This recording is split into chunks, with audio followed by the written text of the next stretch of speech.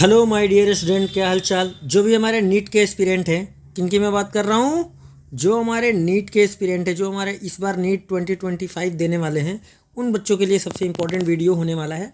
ये चैप्टर हम लोग करने वाले हैं यूनिट्स एंड मेजरमेंट के किस तरह के क्वेश्चंस पूछे जाते हैं। हम कॉन्सेप्ट की बात नहीं करेंगे, हम लोग करेंगे क्वेश्चंस की प्रैक्टिस कि किस तरह के क्वेश्चंस इस चैप्टर से पूछे जाते हैं। ओनली मैं बता दूं, ओनली PYQ, ओनली PYQs की वीडियो है। केवल हम लोग PYQs पे डिस्कशन करेंगे कि किस तरह का क्वेश्चन हमारे सामने आता है और कैसे कैसे हमें सोल्व करना चाहिए। जैसे कि सबसे पहले अब हम बात करते हैं, अब यहीं से शुरुआत करते हुए ध्यान दीजिएगा। अब जैसे कि हमारे सामने मेरे प्यारे बच्चों क्वेश्चन नंबर 1 है। इसमें दिया है थर्मल कंडक्टिविटी का यूनिट बताना है। अब थर्मल कंडक्टिविटी का यूनिट निकालेंगे कैसे, इसको रिप्रेजेंट कैसे करते हैं, ये आपके दिमाग में होना चाहिए। कब आया था? 2019 में आया था। देखो बेटा, हीट वाला जब चैप्टर आप पढ़ते हो तो फ्लो ऑफ हीट का एक फार्मूला होता है कि हीट बराबर KA delta theta upon L into T. याद है? आपने कहा ये K क्या है? ये K ही तो है हमारा थर्मल कंडक्टिविटी। अब तो इसको K की वैल्यू कैसे निकाली जाए? तो K बराबर क्या जाएगा? QL divided by TA into delta theta. अब Q क्या है? एनर्जी, हीट एनर्जी है। Q क्या है बेटा? हीट एनर्जी है। तो ये एनर्जी हो गया और ये टाइम हो गया। तो एनर्जी और टाइम, इसको पावर बोलते हैं, तो इससे बन गया वॉट। वॉट ये है मीटर, L का मतलब मीटर। अब नीचे मीटर स्क्वायर, तो ये बन गया मीटर के पावर -1। ठीक है। और चेंज इन टेम्परेचर मतलब केल्विन, केल्विन के पावर -1। तो इससे सबसे सही जवाब क्या मिला? ऑप्शन ए, वॉट पर मीटर पर केल्विन। अगले क्वेश्चन की तरफ हम लोग बढ़ते हैं। अगला क्वेश्चन हमारे सामने दिया है दूसरा कि द डैम्पिंग फोर्स कब आया है बच्चों? 2012 में। Force on an oscillator is directly proportional to the velocity. किसकी बात हो रही है? डैम्पिंग फोर्स की। यानी कि force is proportional to velocity, तो force is equal to constant into velocity. The units of proportional constant of proportionality, के की यूनिट बतानी है। तो के बराबर क्या आ जाएगा बेटा? Force divided by velocity. Force का यूनिट क्या होता है? तो kg मीटर पर सेकेंड स्क्वायर। वेलोसिटी का मीटर पर सेकेंड। मीटर से मीटर कैंसिल हो गया और 1 पर सेकेंड से 1 पर सेकेंड कैंसिल हो गया, तो बचा क्या? kg पर सेकेंड। kg पर सेकेंड क्या बचा यहाँ से? kg पर सेकेंड बचा, तो kg पर सेकेंड इज द आंसर। अब इसी तरीके से अगले क्वेश्चन पे चलते हैं। क्वेश्चन नंबर तीसरा क्वेश्चन क्या दे रखा है? कब आया है? 2004 में। काफ़ी पुराना है लेकिन आया तो है। The unit of permittivity of free space epsilon not is.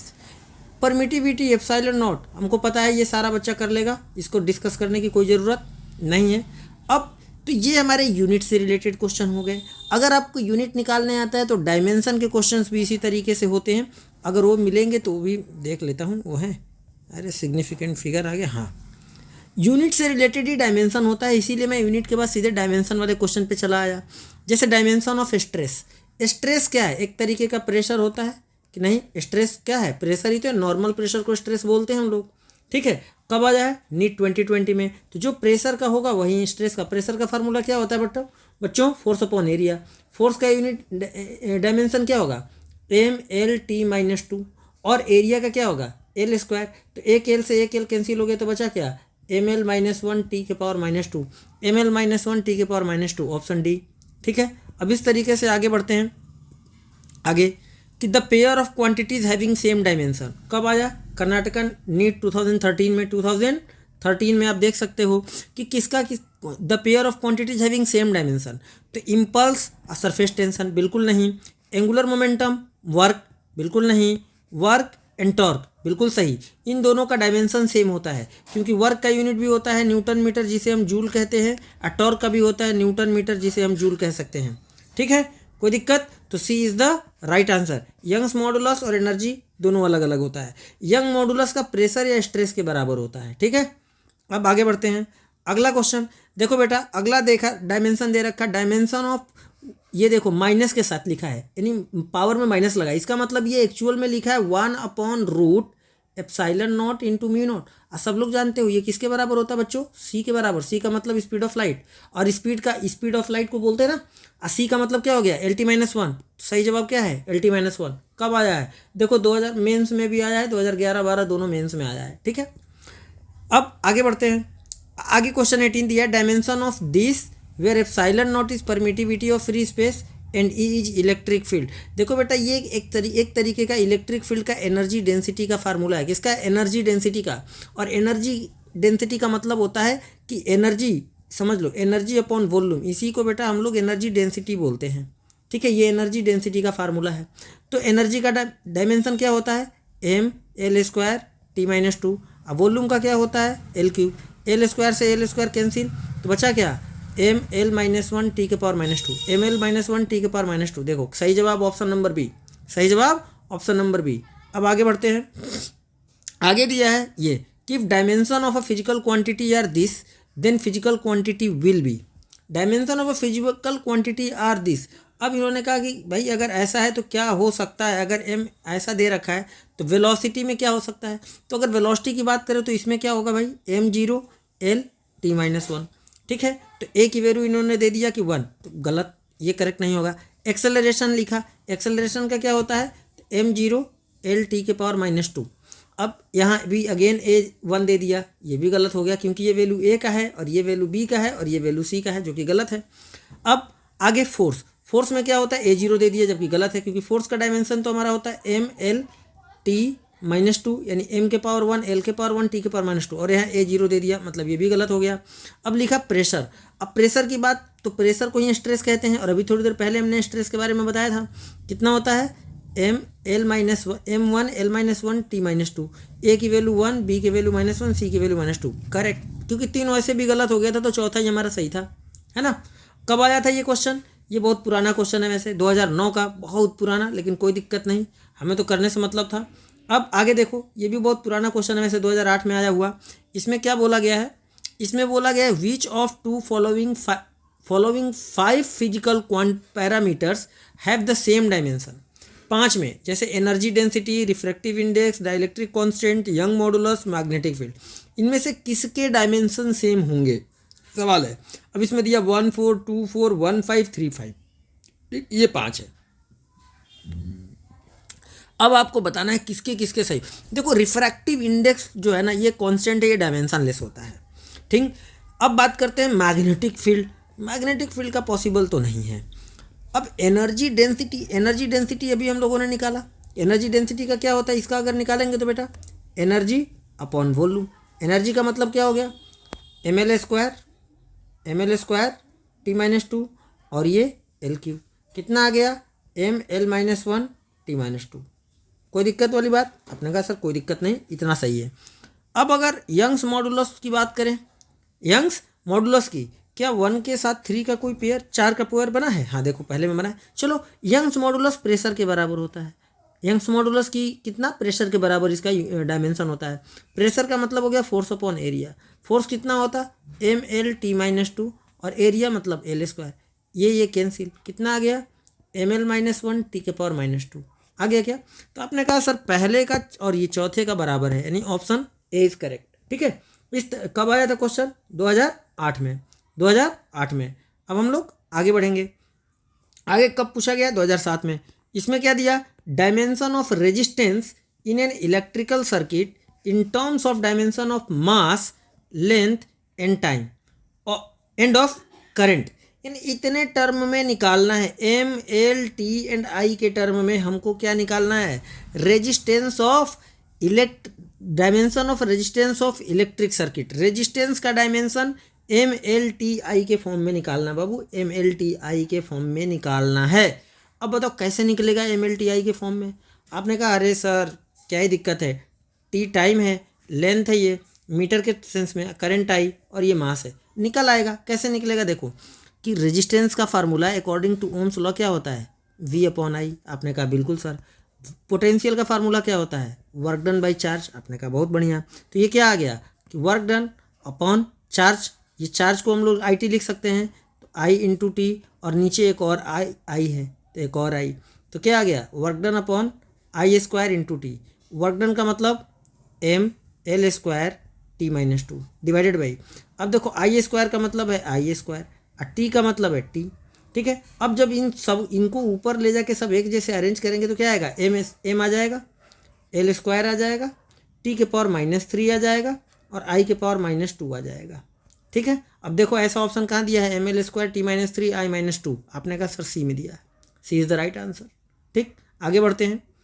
अगला क्वेश्चन, ओके, अगला क्वेश्चन कब का है, 2005 का। क्या दिया है, वैसे आउटडेटेड क्वेश्चन है, ज़्यादा डिस्कस करने की वैसे ज़रूरत नहीं है। Ratio of dimension of Planck's constant and that of moment of inertia is the dimension of. भाई प्लैंक कांस्टेंट h होता है, मोमेंट ऑफ इनर्शिया को I लिखते हैं हम लोग, mi को क्या, ठीक है ना, मोमेंट ऑफ इनर्शिया को कैसे लिखते हैं, अरे बाबू कहाँ चले गया, हाँ ये क्या सीन है। तो अब भाई इसको कैसे लिखा जाए, कहाँ गया भाई, भी भाग गया, ओके ये रहा, ओके।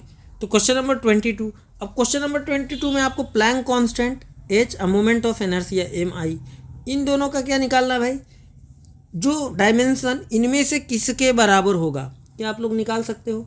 अरे प्लैंक कांस्टेंट पता है ना, एनर्जी वाला फार्मूला में याद है, एनर्जी बराबर क्या होता है, h इंटू न्यू, न्यू का मतलब क्या है, फ्रीक्वेंसी है ना, न्यू का मतलब फ्रीक्वेंसी, फ्रीक्वेंसी का मतलब h/t भी लिख सकते हो। तो यहाँ से h बराबर क्या आ गया, energy into time, energy into time, कोई दिक्कत वाली बात, आपने कहा नहीं सर एनर्जी इंटू टाइम। ठीक, अब मोमेंट ऑफ इनर्शिया सबको पता है mr² होता है, ठीक है। तो अब दोनों के सबका मोमेंट ऑफ इनर्शिया का फार्मूला क्या होता है, mr², और m मतलब मास यानी कि kg, और r मतलब डिस्टेंस मीटर का स्क्वायर, इसका यूनिट भी बता दिया।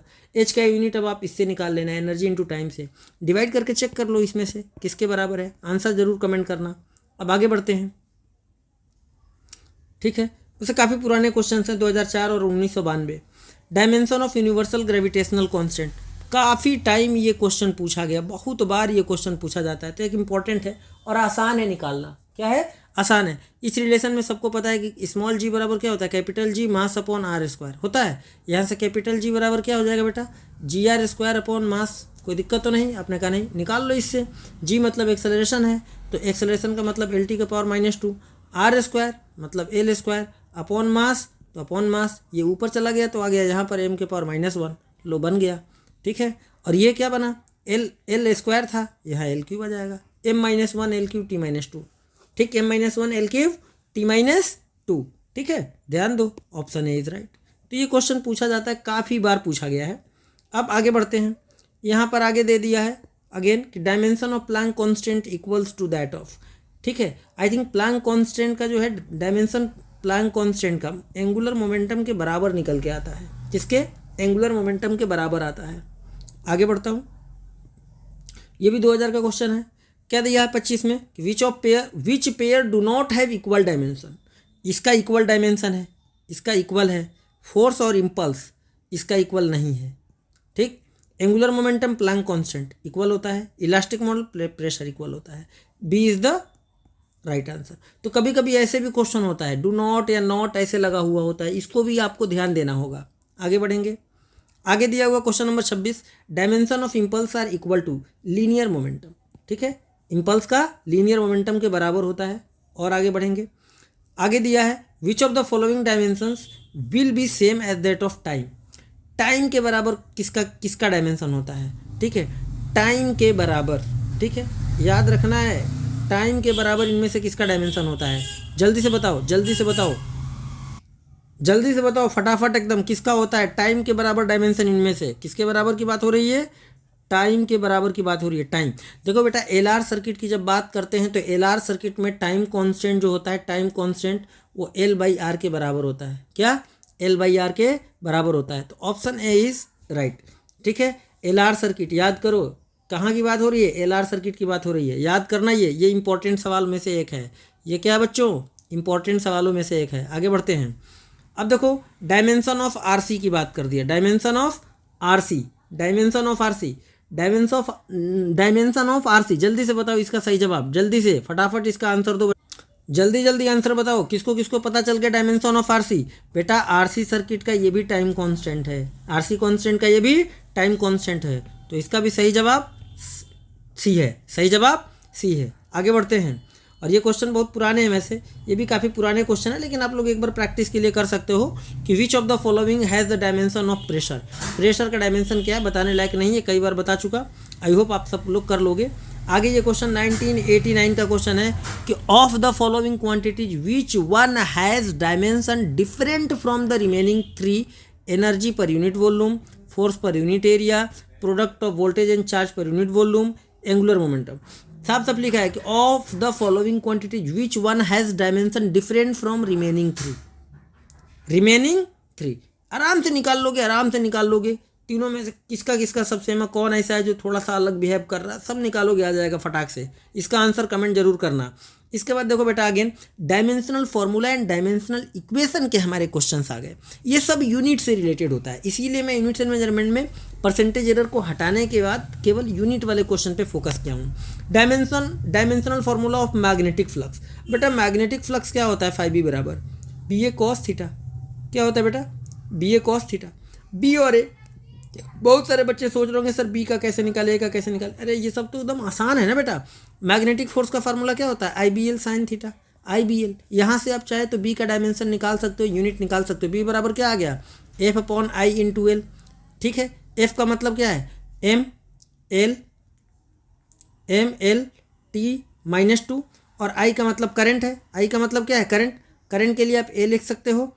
लेंथ का मतलब लेंथ, ठीक है, लेंथ से लेंथ कैंसिल हो गया तो बचा कितना भाई, यहाँ से बचा M, L तो 0 हो गया और T के पावर -2 और A के पावर -1। ये जो निकला मैग्नेटिक फील्ड का निकला। किसका निकला, मैग्नेटिक फील्ड का।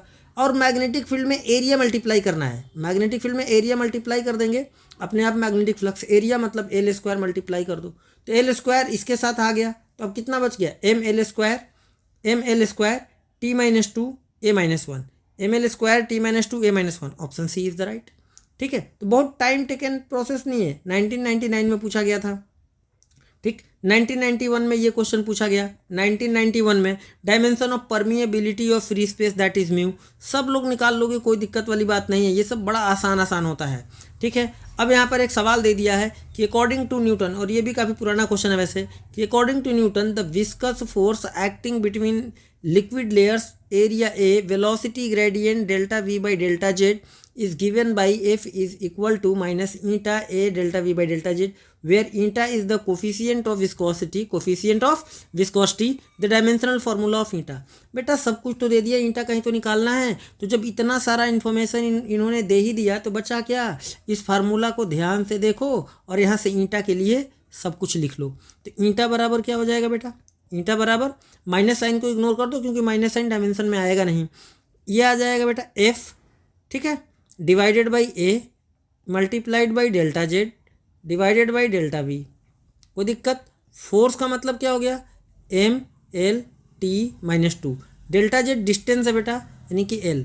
नीचे एरिया है मतलब L²। डेल्टा V मतलब वेलोसिटी LT-1 -1।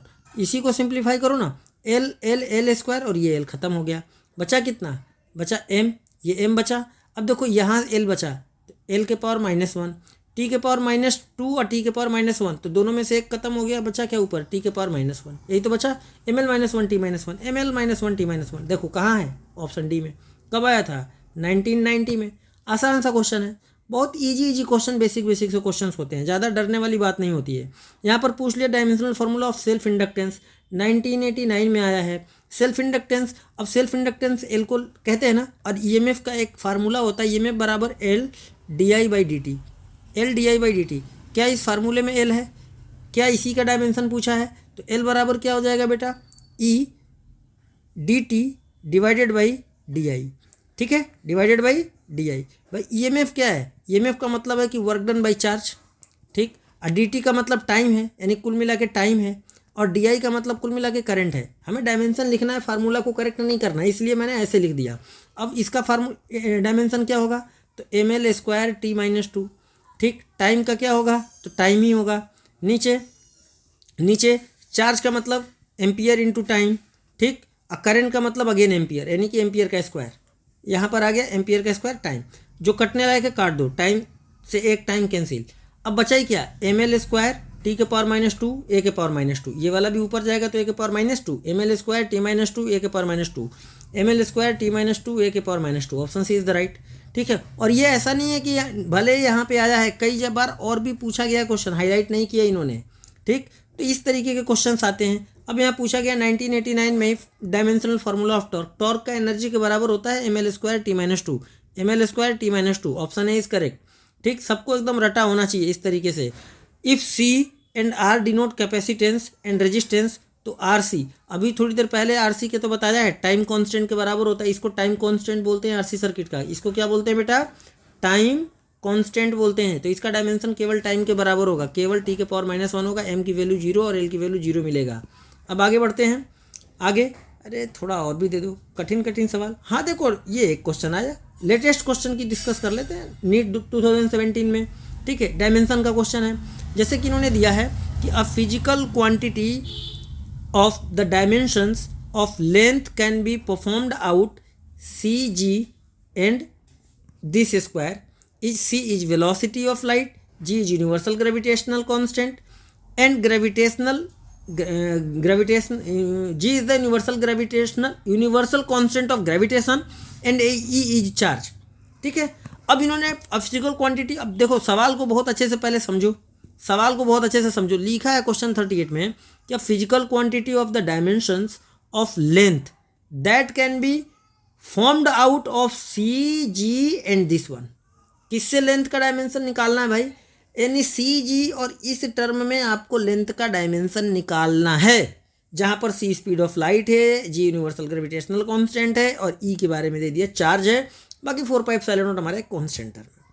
कैसे निकलेगा? कैसे? दिमाग लगाओ, फटाक से जल्दी दिमाग लगाओ, दिमाग लगा के बताओ भाई कैसे निकलेगा। बताओ भाई, जल्दी जल्दी बताओ फटाफट।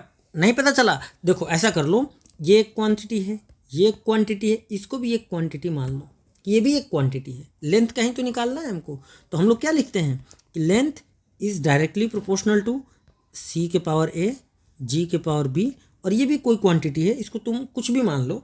ठीक है, चलो इसको K मान लेते हैं, तो K के पावर C, K के पावर C। याद रखना ये वैल्यू ही हमारा K है। तो हमें तीनों का क्या लिखना है? डायमेंशन। अब यहाँ क्या करेंगे, इधर लेंथ है तो लेंथ का डायमेंशन हो गया m0 l0, सॉरी लेंथ तो है ही l1 t0।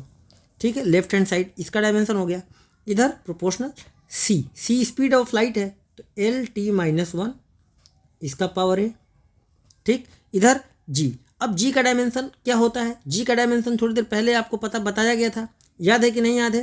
अरे याद करो, G का डायमेंशन कैसे निकाला था हमने कि G बराबर G, लिख दे रहा हूँ, G बराबर G m/r² होता है। यहाँ से G निकाल लिया हमने कि G r²/m, मतलब ये आ गया, ठीक है, LT-2 l² m-1। ठीक है, तो इसका आ गया m-1 l³ t-2 power B। अब बचा, अब किसका डायमेंशन बचा बच्चों? अब बचे जो K एक्चुअली में क्या E² इतना। चलो फोर्स की बात अगर करें 2 इलेक्ट्रॉन के लिए तो कितना हो जाएगा? K 1/4πε0। 2 इलेक्ट्रॉन के बीच फोर्स कितना लगेगा? E × E divided by r²। तो अगर इतने वैल्यू को देखो तो क्या इतना ही वैल्यू हमारा K है इस सवाल में?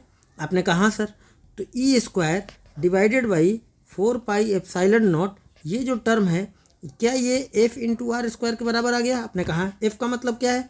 mL/t-2, mL/t-2, और r² का मतलब l²। ठीक, तो l² और ये l मिल के l³ बन गया, तो ये बन गया mL³ × t⁻⁻2 पावर C। अब करना क्या है? सबको पता कि अब हम लोग बेटा इस फार्मूले को, इसको अरेंज कर लेंगे। करने के बाद दोनों तरफ के पावर को, इधर के पावर को ये लेफ्ट हैंड साइड है और ये क्या है? Right hand side. दोनों साइड पावर को कंपेयर करेंगे। किसको कंपेयर करेंगे? पावर को। अब पावर को कंपेयर करके क्या निकालेंगे? A की वैल्यू, B की वैल्यू और C की वैल्यू। अब इस A B C की वैल्यू निकल के क्या आएगी? मुद्दा ये है कि इस A B C की वैल्यू निकल के क्या आएगी, तो निकालो एकदम बढ़िया से, निकाल के होगे मेरे प्यारे बच्चों, तो आपको ये सही आंसर मिल जाएगा। कैसे? देखो मैं बता दे रहा हूँ कि L प्रोपोर्शनल टू क्या लिखा था हम लोगों ने? C के पावर A, G के पावर B, K के पावर C। तो A की वैल्यू जो निकलेगा वो निकलेगा दोनों तरफ के पावर को कंपेयर करने के बाद -2। अब B और C का वैल्यू निकलेगा पावर में 1/2। ठीक है, ये टर्म क्या है? ये K ही तो है। ठीक। तो जब रखोगे तो यानी आपका आ जाएगा कि L प्रोपोर्शनल टू C के पावर -2 और G और K के पावर एक साथ 1/2।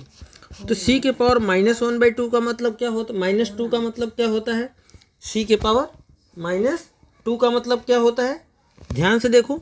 तो L प्रोपोर्शनल टू 1/c², यहाँ पर प्रोपोर्शनल हटा दो तो कोई एक कांस्टेंट मान लो, हमने कैपिटल L लिख दिया, और G और K पावर 1/2, ठीक है, ये बन गया। और यही चीज़ हमारा कहाँ दिया है, इसमें दिया है, तो ये हो जाएगा। अब आगे बढ़ते हैं। कब का क्वेश्चन था, मैंने बता दिया था, नीट 2017।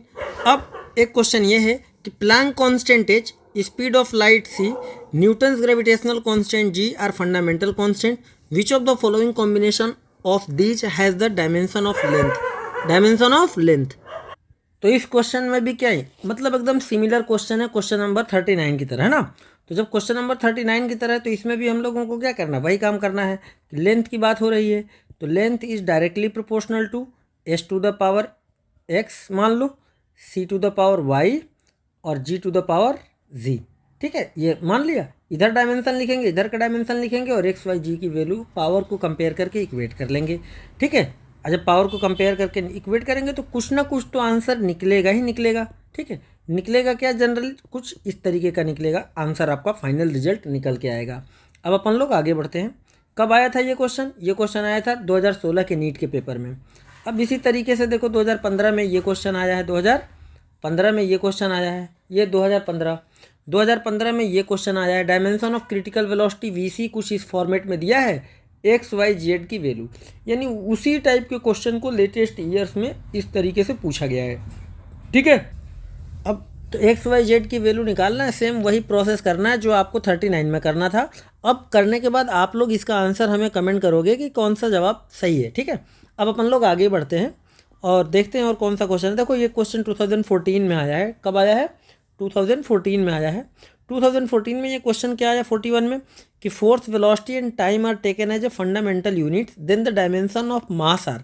सेम वही प्रोसेस अप्लाई करना है कि mass is directly proportional to force to the power X, कुछ भी एक्स वाई जेड मान लो, X velocity to the power Y in time to the power Z. Same दोनों तरफ का डायमेंशन लिखेंगे, पावर कंपेयर करेंगे, आंसर आपका निकल आएगा।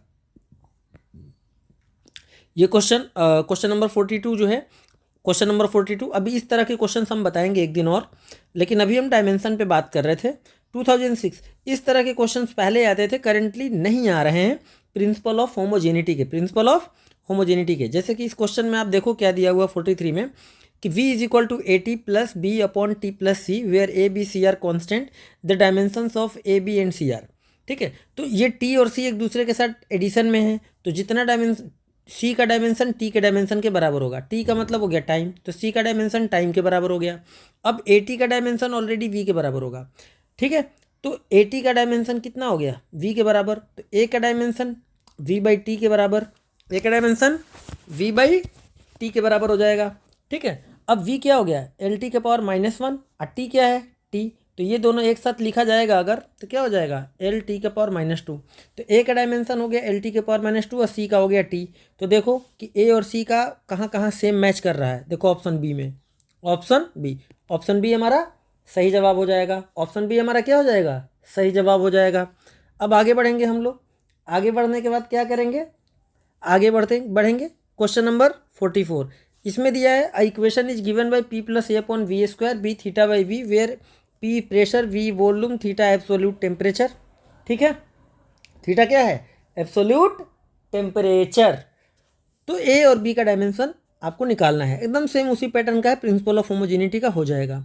अब इसमें दिया हुआ है which of the following is a dimensional constant, इसमें से डायमेंशनल कांस्टेंट कौन सा है, relative density, gravitational constant, refractive index, Poisson's ratio. Dimensional constant जिनका डायमेंशन हो, केवल ग्रेविटेशनल कांस्टेंट है जिसका डायमेंशन होता है, relative density dimensionless, refractive index dimensionless, Poisson ratio dimensionless होता है, इसका डायमेंशन होता है, ठीक है। कब आया था, बहुत पुराना क्वेश्चन है ये। इस तरीके के क्वेश्चन, अब लेटेस्ट क्वेश्चन अगर कोई दिख जाएगा तो ज़रूर हम इस पर डिस्कस करेंगे, बाकी लेटेस्ट में अगर नहीं दिखेगा तो कोई क्वेश्चन अब हम लोग डिस्कस नहीं करेंगे। चलो ये एक क्वेश्चन ये रहा 52। क्वेश्चन नंबर 52 में हमारे सामने है कि फोर्स दिया, एक्सेलरेशन दिया, टाइम दिया, बोला है choose an as fundamental quantity, dimension of energy. Same वही कि energy is directly proportional to F to the power X, F to the power X, acceleration to the power Y and T to the power G. Solve करेंगे, दोनों तरफ का dimension लिखेंगे, dimension लिख के power को कंपेयर करेंगे और एक्स वाई जेड की वैल्यू उठा के इसी जगह पे सब्स्टिट्यूट कर देंगे, आपको आंसर मिल जाएगा। कब आया? 2021 में। अब इसी तरीके का एक क्वेश्चन, ये भी सेम क्वेश्चन है, ये भी क्वेश्चन 2021 में पूछा गया है, सेम वैसा ही है लेकिन थोड़ा सा अलग है। यहाँ पर एनर्जी और जी का रेशियो पूछा है ना। Then E by G has dimension, तो ई का डायमेंशन और जी का डायमेंशन लिख के डिवाइड कर देंगे, तो डिवाइड करने पे जो आ जाएगा वही हमारा सही जवाब है, जो आ जाएगा वही हमारा सही जवाब है। आई होप आप निकाल लोगे बहुत आसानी से। और अगर जिसका ना समझ में आया आप हमसे पूछ लेना। क्वेश्चन नंबर ये 2022 में आया है। Question number 50, plane angle and solid angle have unit but no dimension, dimension but no unit. इन दोनों के बेटा डायमेंशन नहीं होता है, यूनिट होता है। प्लेन एंगल और सॉलिड एंगल ये दोनों सप्लीमेंट्री क्वांटिटी में आते हैं। किस में आते हैं? Plane angle and solid angles are supplementary physical quantities, है ना। तो इनके यूनिट्स होता है बट इनका डायमेंशन नहीं होता। अब आगे बढ़ेंगे। ये भी क्वेश्चन 2022 में आया है। डायमेंशन इतना बिलोंग्स टू द, किसका डायमेंशन है ये? M L T minus two A minus two. ठीक है, चेक करोगे निकाल के तो किसी ना किसी का तो आपको अप्रॉक्सीमेटली निकल के इनमें से आ ही जाएगा। ये आपको चेक करने वाला टर्म है। आई थिंक सेल्फ इंडक्टेंस का निकल के आ जाएगा, सेल्फ इंडक्टेंस का आई थिंक निकल के आएगा। निकाल के एक बार ट्राई करना, देखना, हो सकता है इसी का आ जाए। ठीक है, अलाउ कर ही देते हैं।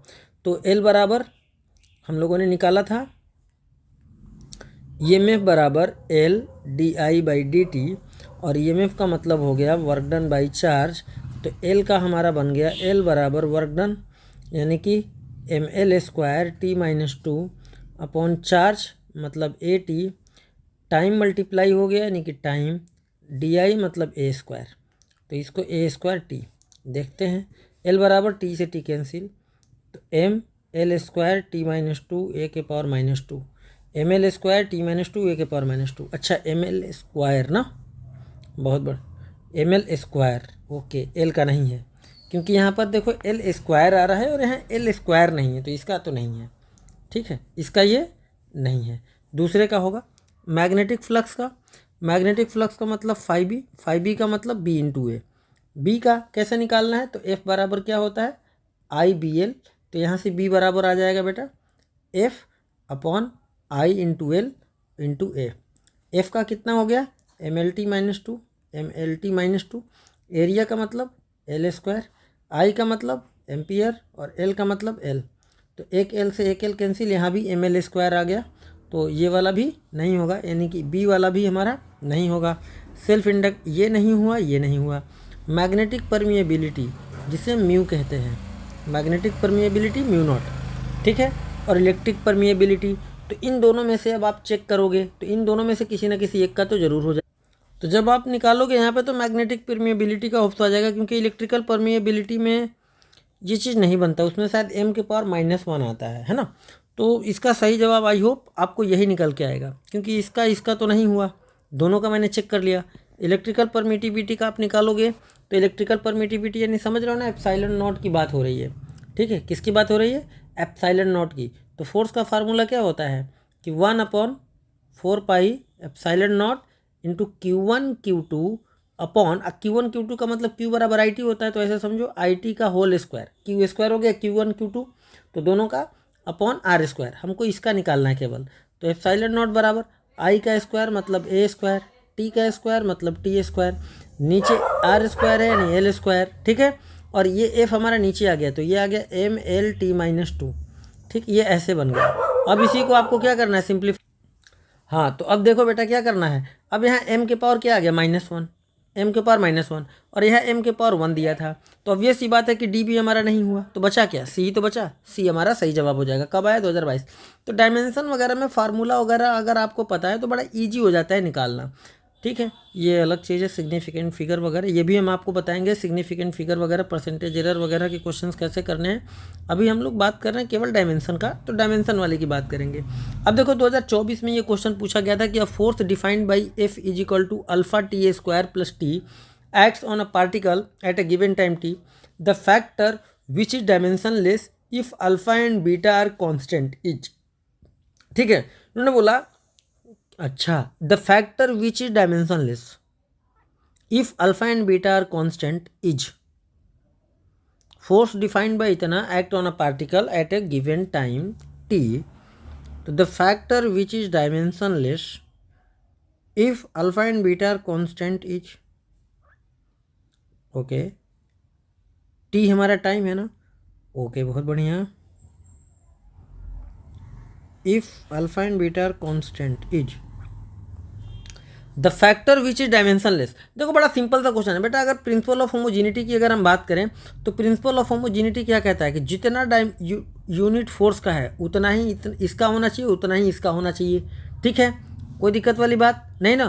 तो इस चीज़ को ध्यान में रखते हुए पूछा है कि if alpha and beta are constant अगर हैं तो the factor which is dimensionless वो क्या हो सकता है। तो बड़ा आसान तरीके से इसको सोल्व कर लेंगे इस क्वेश्चन को बेटा। अगर ध्यान से देखा जाए तो एक चीज़ यहाँ अल्फ़ा और बीटा दिया है, इक्वेशन में अल्फ़ा तो है लेकिन बीटा नहीं है। इट मीन्स यहाँ पे कुछ मिसिंग है। चलो मिसिंग है मतलब ये कुछ ऐसे होना चाहिए फिर कि F is equal to alpha T square plus beta T. Beta कहीं ना कहीं तो ऐड होना चाहिए ना। अब सही है, तो ये कहीं इसमें बीटा मिसिंग था तो पहले में अल्फ़ा लगा हुआ था तो बीटा हमने इस वाले में जोड़ दिया। अब ये करेक्ट इक्वेशन है कहीं ना कहीं। ठीक है, अब बोला है कि if alpha and beta are constant तो इनमें से कौन सा ऐसा रिलेशन है जो डायमेंशन लेस होगा। ठीक है, तो पहले हम अल्फ़ा और बीटा का डायमेंशन निकालेंगे। कैसे निकालेंगे, क्योंकि प्रिंसिपल ऑफ होमोजेनिटी कहता है कि जितना डायमेंशन फोर्स का होगा उतना ही अल्फ़ा टी स्क्वायर का होगा, उतना ही बीटा टी का होगा। तो अल्फ़ा का डायमेंशन हमारा आ जाएगा एफ अपॉन टी स्क्वायर से, बीटा का डायमेंशन आ जाएगा एफ अपॉन टी से आ जाएगा। तो अगर ध्यान से देखा जाए, ध्यान से देखना, और हमें डायमेंशन लेस कॉन्स्टेंट निकालना है, डायमेंशन लेस। तो अगर मैं यहाँ पर t और t मल्टीप्लाई कर दूँ, देखो क्या t मल्टीप्लाइड बाई t। ठीक है, समझ में आ रहा है, कोई दिक्कत तो नहीं। चलो तो अब इतनी क्वांटिटी हमारी क्या बन गई, कितना इतना क्वांटिटी हमारा क्या बन गया, अल्फ़ा बन गया। क्या अल्फ़ा बन गया क्या? आपने कहा हाँ सर ये तो अल्फ़ा बन गया। तो अब बन गया हमारा बीटा बराबर अल्फ़ा टी। ठीक, तो डायमेंशनलेस क्या हो सकता है, अगर बीटा को इधर भेज दूँ तो इधर बच गया 1 alpha T by beta. Alpha T by beta कहाँ है, डी में, तो D is the right answer. ये अल्फ़ा टी और बीटा का जब डायमेंशन लिखोगे ना तो 0 आ जाएगा। क्या आ जाएगा, 0, इसलिए वो कांस्टेंट है। तो यानी बड़ा आसान सा टर्म था, कोई ज़्यादा इसमें दिमाग लगाने वाला नहीं था। 2024 में आया वो क्वेश्चन था। ठीक है, अब आगे देखते हैं कि और कोई क्वेश्चन है ऐसा। चलो नहीं है, कोई क्वेश्चन नहीं है। तो आप लोगों ने आज के इस लेक्चर में क्या देखा कि यूनिट्स एंड डायमेंशन में, units and dimension, unit and dimension में जितने तरह के क्वेश्चंस बेटा नीट में पूछे जाते हैं लगभग हर तरह के क्वेश्चंस को मैंने आज कवर अप कर लिया। अगर आपको ये वीडियो पसंद आया है तो जोरदार तरीके से क्या करो, शेयर कर दो अपने दोस्तों को। केवल हम लोग बात कर रहे थे PYQs पे, केवल PYQs के ही डिस्कशन हमने किया है, पढ़ाया कुछ भी नहीं है, पढ़ाऊंगा कभी भी नहीं, अभी तो फिलहाल नहीं, क्योंकि अभी एग्ज़ाम आ गया है। अब आप प्रैक्टिस करने के लिए क्वेश्चंस चाहिए आपको, तो प्रीवियस ईयर क्वेश्चंस का डिस्कशन हम कराते रहेंगे आप लोगों का। अगर वीडियो पसंद आए तो अपने दोस्तों में ज़रूर शेयर करें, चैनल को सब्सक्राइब करना ना भूलें। फिर मिलेंगे दूसरे चैप्टर के यानी कि यूनिट्स एंड मेजरमेंट में कुछ अनदर टॉपिक्स से रिलेटेड क्वेश्चन लेके, जैसे कि अभी लिस्ट काउंट वगैरह से रिलेटेड, यानी कि इंस्ट्रूमेंट से रिलेटेड, परसेंटेज एरर, ठीक है, सिग्निफिकेंट फिगर, इस तरीके के सवालों को भी अभी हम अगले वीडियो में यानी यूनिट्स एंड मेजरमेंट के पार्ट 2 में कवर अप करेंगे। ठीक है, तो आज के लिए इतना ही, फिर मिलते हैं नेक्स्ट वीडियो में। तब तक के लिए आप सब मुझे आज्ञा दीजिए। Thank you so much and जय हिंद।